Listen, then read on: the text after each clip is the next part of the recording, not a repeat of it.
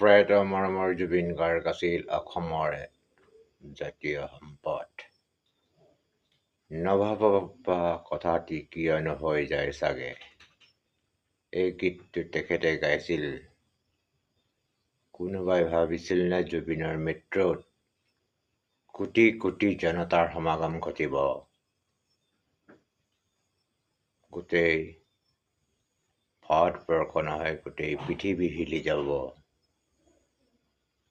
কোনে ভাবিছিল? হয়তো আপুনিও ভবা নাই।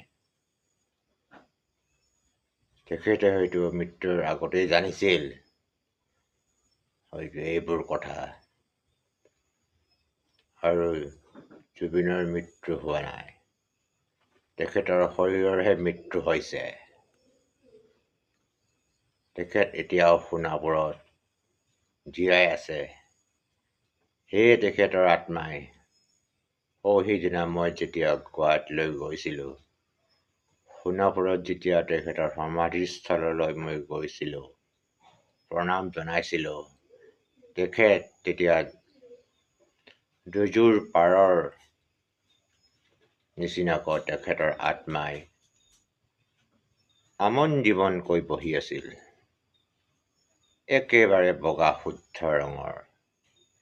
সেইটোৱে আছিল জুবিনৰ আত্মা। সেইকাৰণে জুবিন অমৰ।